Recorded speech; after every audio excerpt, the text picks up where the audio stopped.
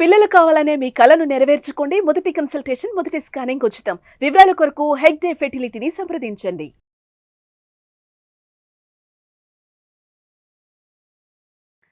నమస్తే, welcome to Suman TV. నేను గిరిజ. సాధారణంగా సంవత్సరం మారుతుందన్నా, లేదంటే ఉగాది వస్తుందన్నా, అదే కాకుండా ప్రతి నెల కూడా మన జాతకం ఏ విధంగా ఉంటుంది, అంటే మనం అనుకున్న పనులు జరుగుతాయా లేదా, ఏదైనా విషయాలలో కొంచెం వెనకడుగు వేయాలా లేదంటే ముందడుగు వేయాలా అని ఖచ్చితంగా జ్యోతిష్యాన్ని మన రాశి ప్రకారంగా మనం చెక్ చేసుకుంటూ ఉంటాం. అది కామన్.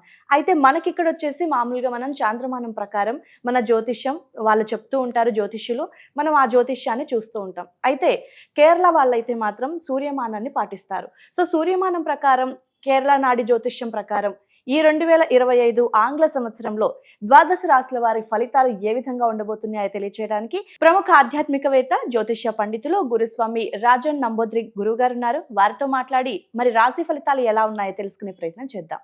గురువు గారు నమస్కారం. నమస్కారం. గురువు గారు, కేరళ నాడి జ్యోతిష్యం ప్రకారం ఈ 2025 నూతన సంవత్సరంలో భాగంగా ద్వాదశ రాశుల ఫలితాలు ఏ విధంగా ఉండబోతున్నాయి అంటారు గురువుగారు? అందులో మొదటగా మేష రాశి వారికి ఏ విధంగా ఉంటుంది అంటారు గురువుగారు? శ్రీ మహాగణపతి దేవతోభ్య నమః.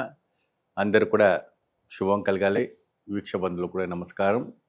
కేరళ నాడి శాస్త్రం ప్రకారంగా సూర్యమానం విధానం ప్రకారంగా చూసుకుంటే అయితే మాత్రాన 15 రోజుల వ్యత్యాసంలోనే వీళ్ళ జీవితాలు కొద్దిగా చాలా వరకు మార్పు రావడానికి అవకాశాలు కనపడుతుంటుంది. గత సంవత్సరం కన్నా ఈ 2025వ సంవత్సరము ఆంగ్లేయ సంవత్సరము మాసాలు కాబట్టి మనం చూసుకుంటాం. మనకి విషు వస్తేనే కొత్త పండుగ వస్తుంది. ఆ విషు వస్తేనే ఉగాది పండుగ అంటారు. మీకు ఏప్రిల్ మాసంలో ఉగాది పండుగ వస్తూ ఉంటుంది. కేరళ నాడి శాస్త్రం ప్రకారంగా మేషరాశిలో వచ్చి చూసుకుంటే మాత్రాన లాభము 11, నష్టము 6. ఆరోగ్యపరంగా కొద్దిగా క్షీణక దోషము కనపడుతుంటుంది. ఆరోగ్యం పైన కాస్త శ్రద్ధ వహించాలి. కొద్దిగా బిజినెస్ దానిపైన కూడా కాస్త దృష్టి వహించుకుంటే చాలా అద్భుతంగా ఉంటుంది. ఓవరాల్గా క్రోధినామ సంవత్సరంలో బాధపడిన విధానంగా ఈ 2025 సంవత్సరంలో బాధపడ్డట్టుగా ఏం కనపడట్లేదు. మేషరాశికి అతీతమైన వంటి బలశక్తిగా, అతీతమైన వంటి ఒక వైభవయుతమైన వంటి యోగదాయకం రావడానికి మంచి అవకాశాలు కనపడుతున్నాయి. అయితే గురుగారు, మరి మేషరాశి వారు అంటే మెరుగైన ఫలితం కోసం ఎలాంటి పరిహారాలు చేసుకుంటే మంచిది, ఏ దేవుని ఆరాధన చేసుకుంటే మంచిది అంటారు? ఎక్కువగా వీళ్ళు చాలా వరకు కూడాను కుంభి గణపతి అంటే ఎలా ఉంటారంటే వారు వచ్చేసి జపం చేసుకుంటూ ఉంటుంటారు. కుంభి గణపతి ఆలయానికి వెళ్ళండి, లేదా ఆ కుంభి గణపతి ఆలయం మీకు దర్శనం మీకు ఆలయం దగ్గరలో లేకపోతే దగ్గర ఉన్న గణపతి ఆలయానికి వెళ్ళేసి 101 ప్రదక్షిణ కానీ 11 ప్రదక్షిణలు కానీ 21 ప్రదక్షిణ చేయాలి. ఎందుకంటే ఏది ఊరికే రాదు. శ్రమ పడితే ఏది ఊరికే రాదు. వాస్తవానికి శ్రమ పడితే కానీ ఫలితం లభించదు. గురుగారిని ఇన్ని ప్రదక్షిణ చేయాలా అనేసి వాళ్ళకు బాధ కలుగుతూ ఉండొచ్చు. అని మెరుగైన ఒక పరిస్థితి ఆ సంవత్సరం అంతా కూడాను, అంటే జనవరి నుంచి చూసుకుంటే మనకు జూన్ వరకు ఎలా ఉంటుంది, జూన్ నుంచి చూసుకుంటే ఆగస్టు, సెప్టెంబర్, అక్టోబర్, నవంబర్, మరి డిసెంబర్ దాకా కూడా ఎటువంటి మెరుగైన ఫలితాలు ఉండబోతుందంటే ఎలాంటి ఐశ్వర్యదాయకమైన ప్రతి దినదిన అభివృద్ధిగా ఆ సంవత్సరం అంతా కూడా వాళ్ళకి డిసెంబర్ లోపు, నవంబర్ లోపు అనుకున్న విధానమైనటువంటి పరిస్థితి రావడానికి ఆస్కారం ఉంటుంది. సొంత గృహము, సొంత వాహనము, మరి సొంతగా ఏదైనా కూడా కొనుక్కోవాలన్నా కూడా మంచిగా ఒక స్థాయికి రావడానికి కేరళ నాడి శాస్త్రం ప్రకారంగా కనపడుతుంది. సో మేషరాశి వారికి కేరళ నాడి శాస్త్రం ప్రకారం చాలా బాగుంది అంటున్నారు. చాలా అద్భుతంగా ఉంది.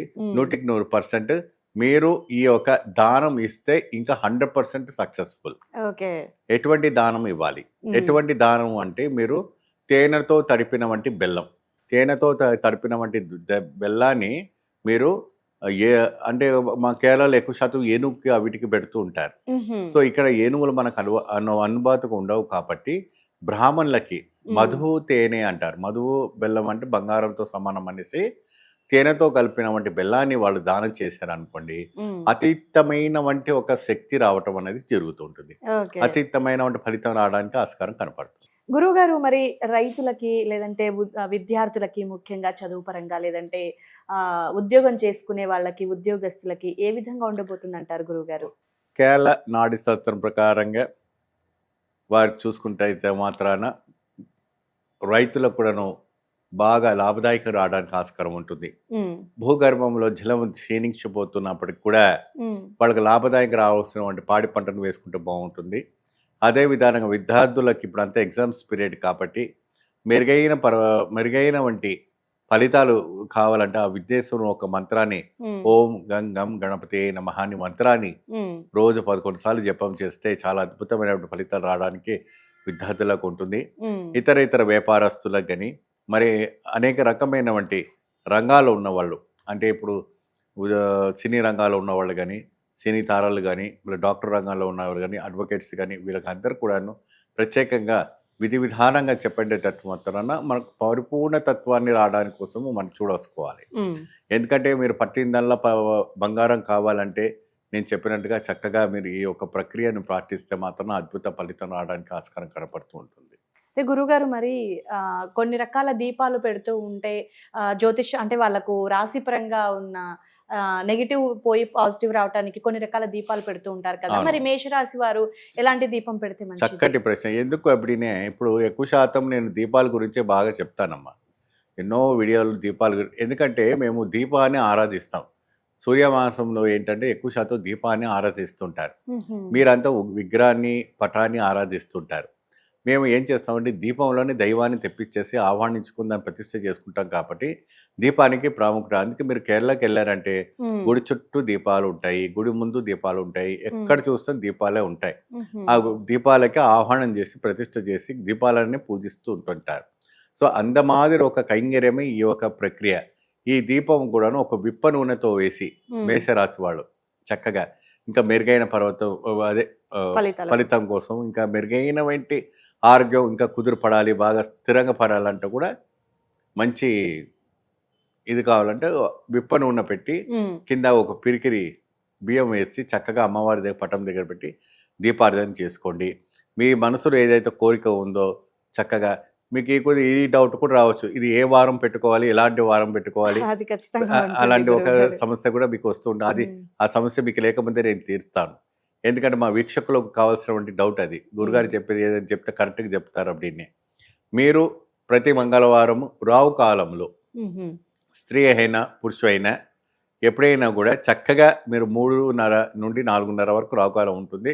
ఆ ప్రాంతంలో మీరు చక్కగా ఈ దీపార్థం పెట్టుకోండి. ఎన్ని వారాలు అంటే 11 వారాలు.